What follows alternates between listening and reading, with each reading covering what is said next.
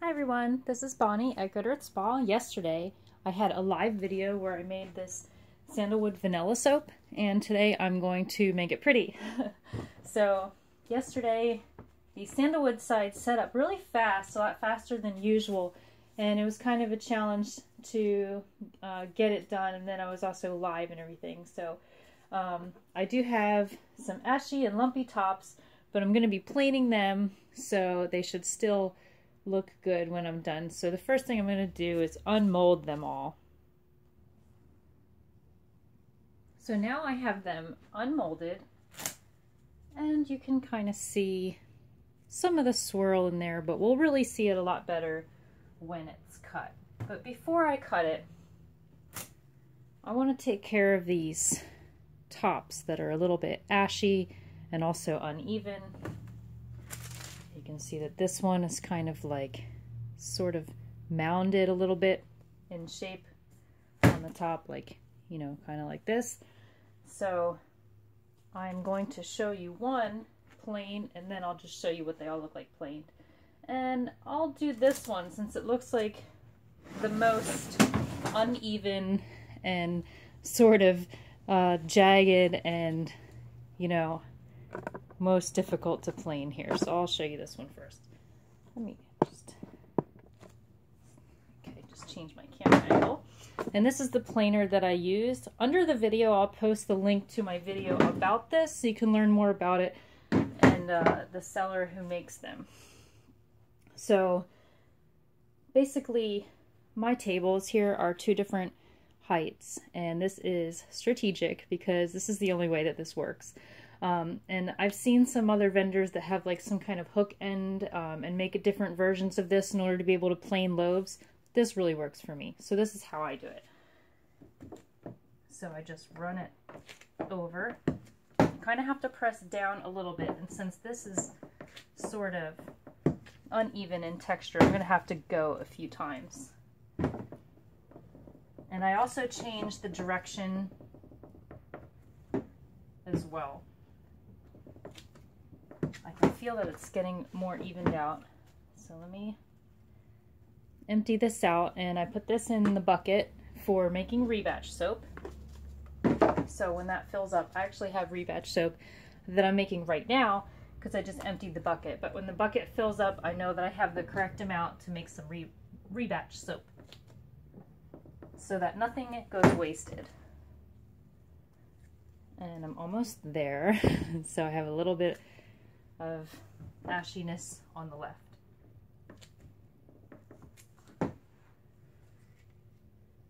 And I could probably go for one more pass because it was really above the level. Okay, and that should be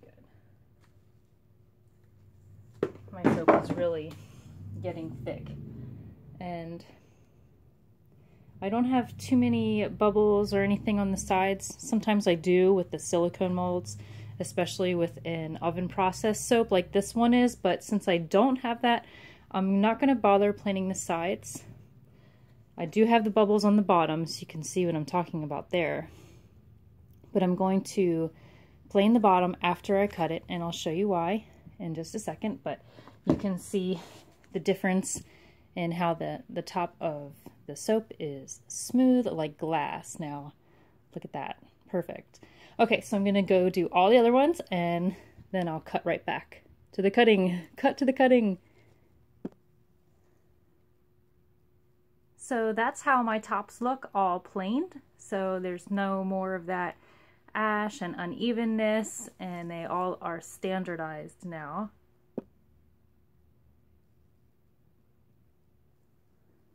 Okay. Oh, I'm just checking the focus. Okay, so now I'm going to be cutting these soaps, and I actually, I'm going to have to make these again because I have a buyer who wants to buy all of this batch, so I'm going to have to make them again so that I have enough for my inventory. So I will be doing that. I don't know if I'm going to be filming it, but I will be doing that soon. And then now is when I'm going to plane the bottoms because of the bubbles that I can get from the mold, but also because after I cut, I get a little bit of that wire drag, I guess is the best way to describe it. So I plane the bottom as the last step, and now you can see that they're all cut nice and sharp. Alright, so this one will be undergoing a little bit of a color change, being that it had vanilla in it. So the part that looks a little bit darker right now will be the lighter part. That will stay the same color. And the part that looks lighter will turn a very dark brown. So that's how they're going to look. I can show you one from a previous batch. I put, during the live video, I put some of the, I pretty much put most of them actually on a sale for a steep discount for one day only. That was yesterday, but I had to leave some in stock just to make sure that I had enough afterwards. So I'm very low on stock, but I still have some left from the previous batch to show you. So to compare, the part that looks a little bit darker on the new soap corresponds to the part that looks lighter on the previous batch, and the part that looks lighter turns to this really dark color. So that's how they're going to change in appearance over time.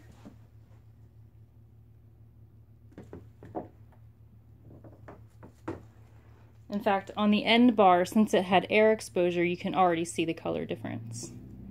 But on the inside, it hasn't changed that color yet because it needs air exposure.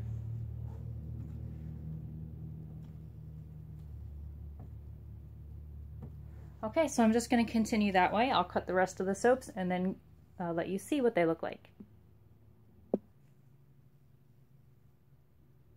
Okay, so there they are. They're all cut now. And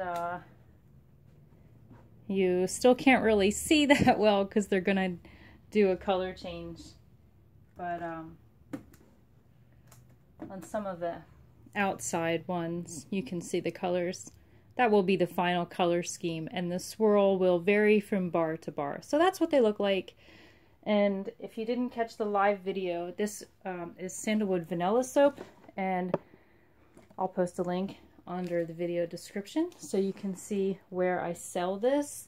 And it has coconut oil, organic palm oil, sunflower oil, castor oil, organic cocoa butter, shea butter, sandalwood powder, white clay, otherwise known as kaolin clay, cocoa powder, vanilla and sandalwood fragrances, and also vanilla oleo resin.